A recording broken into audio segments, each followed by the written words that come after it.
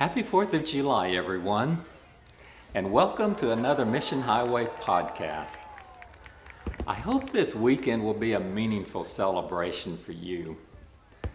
Understanding the cost paid in the currency of suffering and personal loss by the signers of the Declaration of Independence certainly gives renewed meaning to the freedom we are celebrating today.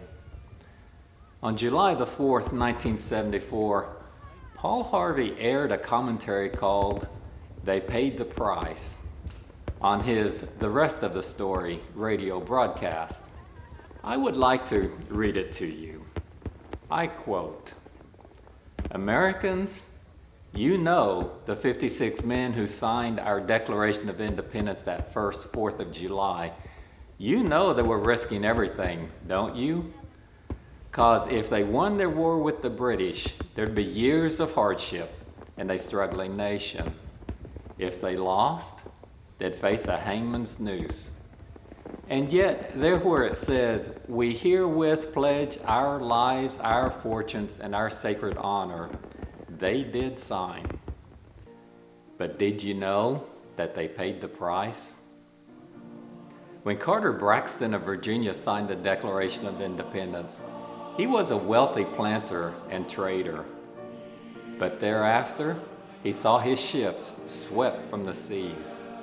And to pay his debts, he lost his home and all of his property, and he died in rags. Thomas Lynch Jr., who signed that pledge, was a third-generation rice grower and aristocrat, a large plantation owner. But after he signed, his health failed.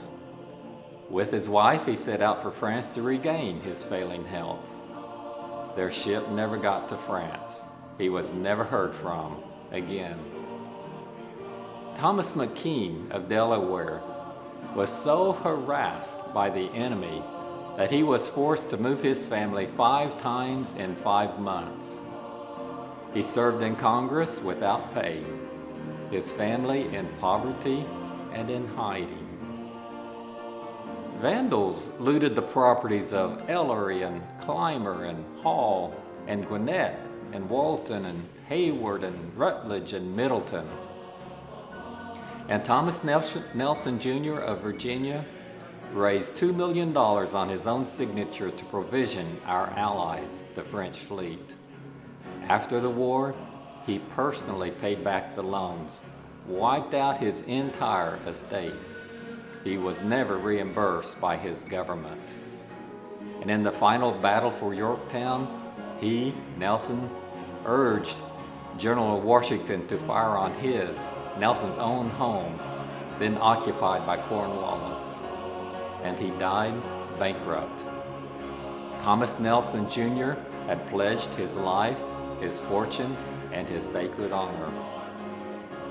The Hessians seized the home of Francis Hopkins of New Jersey. Francis Lewis had his home and everything destroyed.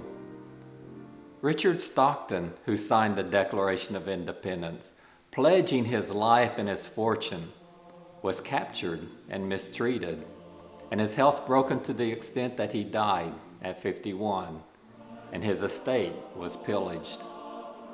Thomas Hayward Jr. was captured when Charleston fell. John Hart was driven from his wife's bedside while she was dying. Their 13 children fled in all directions for their lives. His fields and gristmill were laid waste.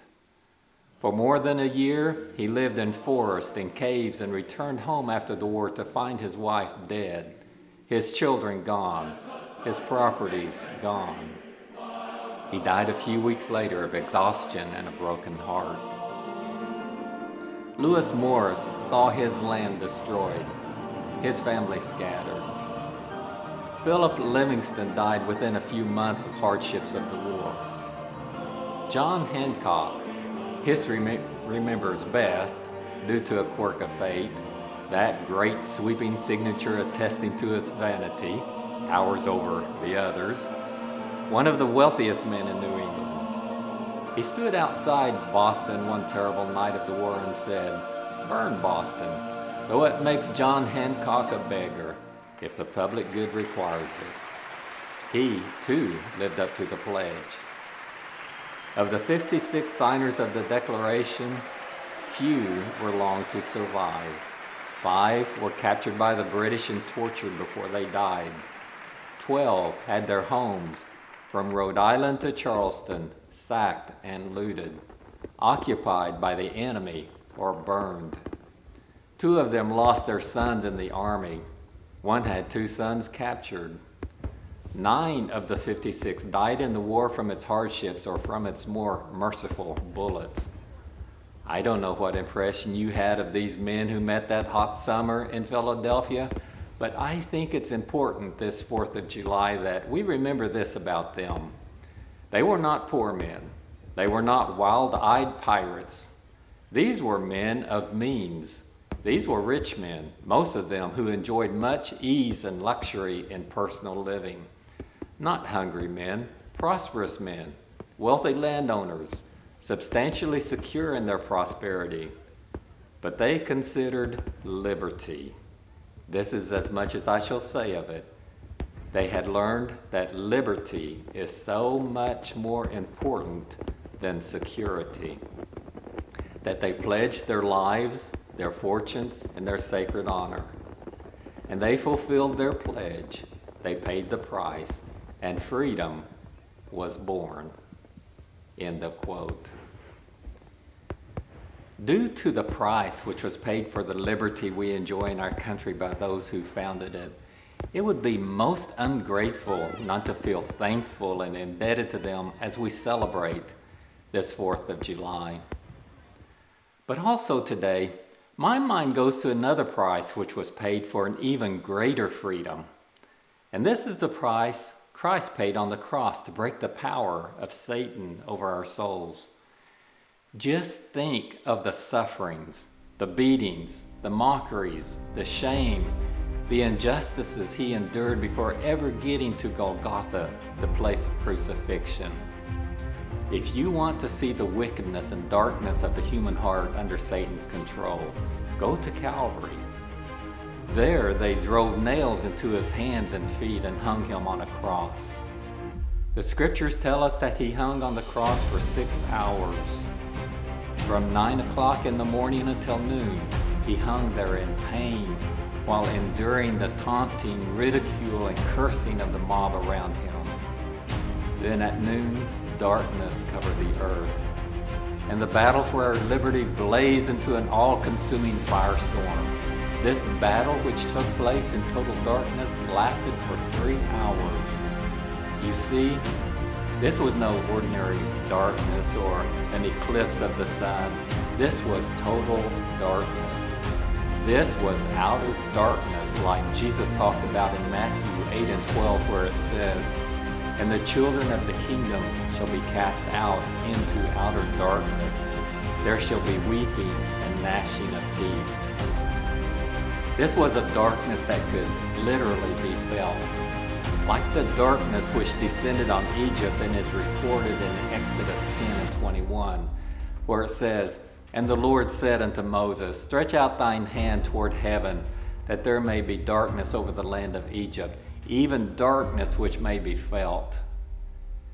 During this 3 hours of absolute darkness, the battle between Christ and Satan raged to its climax. You could literally say all hell broke loose upon Christ. As someone once said, demons danced in that darkness. I have no doubt that during the 3 hours of total darkness, of pain and suffering, of feeling forsaken by God, that the devil repeatedly said to Jesus, give up, it's not worth it. God has forsaken you, and the people hate you. They aren't worth it. Give up. Call for angels to come deliver you. For 3 hours, Christ suffered our hell. He looked Satan in the eye on that cross of shame and suffering and said, no, I won't give up.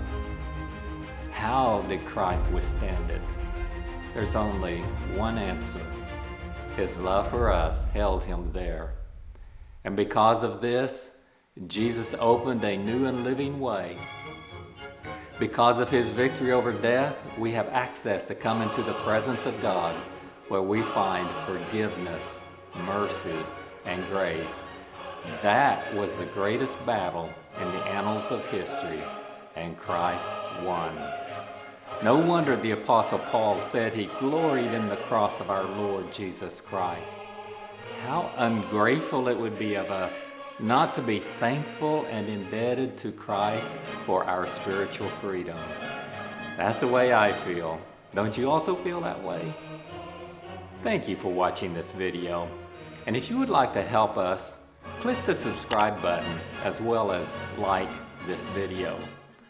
And until we come your way with another podcast, this is Wayne Murphy with a very cheerful goodbye.